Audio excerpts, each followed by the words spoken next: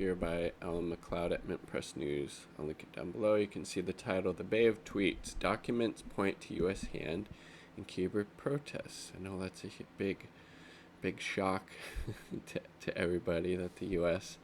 had any hand in what's going on there and trying to, stoke further fires there to institute, a U.S.-backed dictatorship like they had prior to the Cuban Revolution in 1959.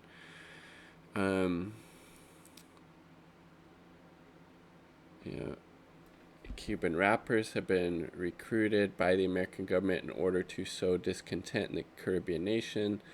The largest grant publications of the NED, basically CIA cutout, established by the Reagan admin as a front group for the CIA, show that Washington is trying to infiltrate the Cuban art scene in order to bring about regime change. A lot of what we do today was done covertly 25 years ago by the CIA, NED co-founder Alan Weinstein told the WAPO. So that's one of the Cuban rappers that's funded by the U.S. government.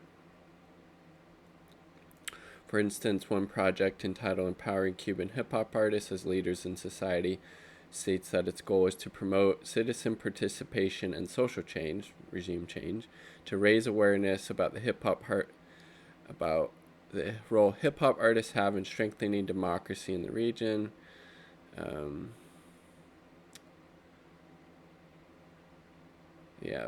But no, Cuba is the authoritarian regime here, not the United States. Yeah, the U.S. has the world's biggest prison population.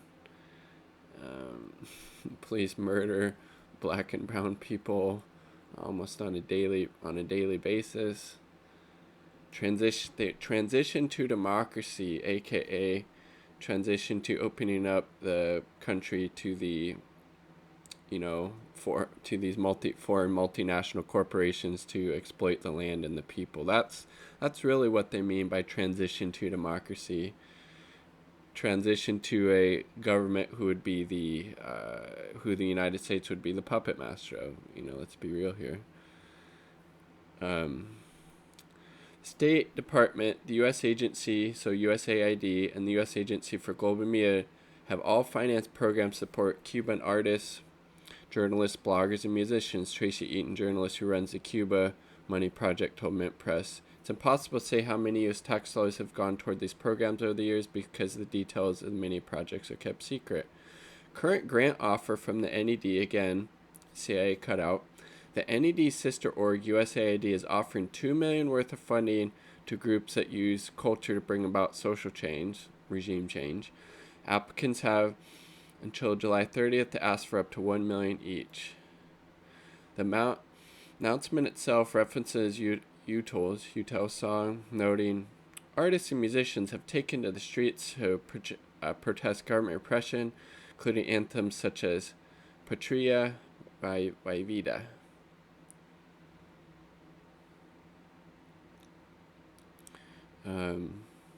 So here's a graphic below showing how much money various artists have received from the U.S. government, Cuba Money Project. I mean, again, these aren't insignificant amounts of money. Suntrap Media almost got $500K. Jamie Detmer. All kinds of people down to $200,000. And again, you all add all that up, that's several $1 million in funding these artists that they hope will, get people to overthrow the Cuban government at the behest of, U.S. regime change efforts. For many years, this is from Sujatha Fernandez, sociologist at the University of Sydney, expert in Cuban music culture. Quote, for many years under the banner regime change, organizations like USAID have tried to infiltrate Cuban rap groups and fund covert ops to provoke youth protests. These programs have involved frightening level of manipulation of Cuban artists, have put Cubans at risk, threatened closure of the critical space of artistic dialogue many have worked hard to build. There you go. Yep. House budget earlier this month, $20 million for so-called democracy programs. Yeah, That's exactly what they are demising. Support free enterprise and private business orgs. what What is meant by democracy is made clear in the document, which states in no uncertain terms that, quote, none of the funds made to be available under such paragraph may be used for assistance of the government. So regime change efforts, obviously, yes.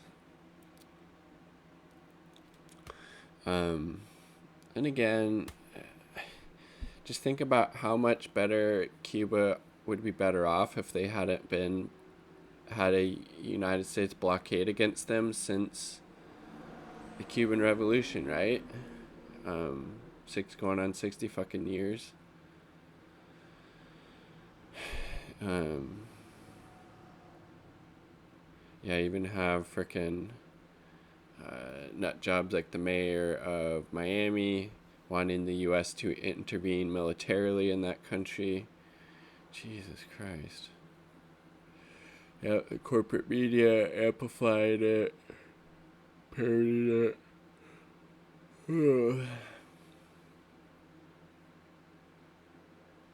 Here we go. Look at coverage of Black Lives Matter, Occupy Wall Street protests in this country. One thing that we consistently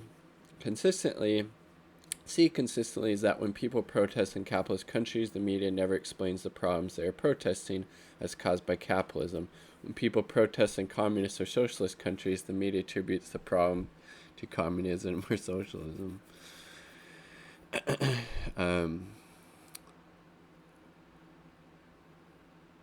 Yeah, and then you have the problem of the media claiming, these massive protests, anti-government protests are taking place in Cuba, when in fact it was, it was in support of the government. Yeah, but again, that's not surprising. Then all the shit over social media.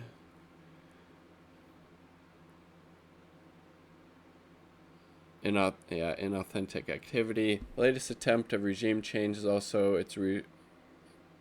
has its roots in Spain. Historically, the former colonizer Cuba plays its role in all major attempts at regime change, not only for Cuba, but also, for example, for Venezuela. The July operations made intensive use of robots, algorithms, and accounts recently created for the occasion. Fight against communism. SOS Cuba. Account using SOS Cuba Twitter is actually okay in Spain. This account posted nearly 1,300 tweets on July 11th. Jesus Christ.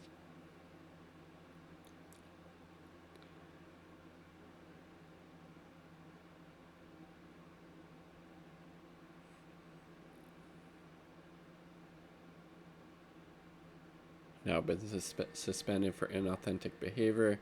Yet Twitter itself still chose to put the protests at the top of the what's happening for over 24 hours, meaning that every user would be notified a decision that further amplified a AstroTurf movement.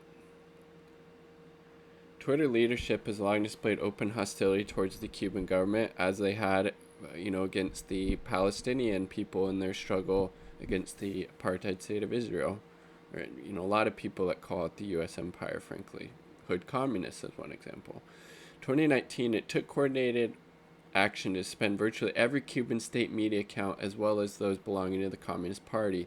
This was part of a wider trend of deleting or banning accounts favorable to governments the U.S. State Department considers enemies, including Venezuela, China, and Russia.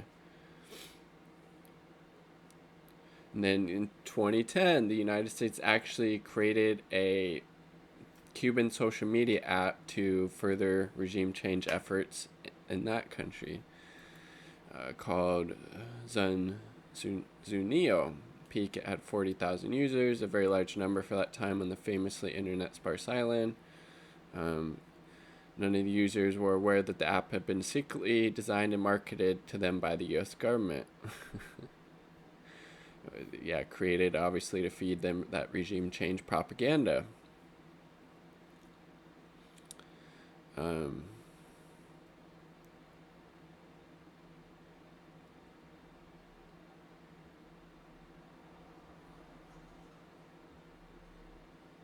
Yep, and then the Bay of Pigs, Castro and his comrades destroyed.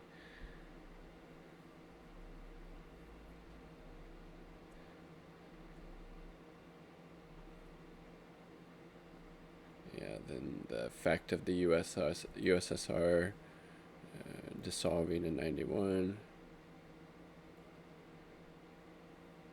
But again, look at how much they have faced, and there still seems like very strong support for the socialist government, for the Cuban revolutionary government.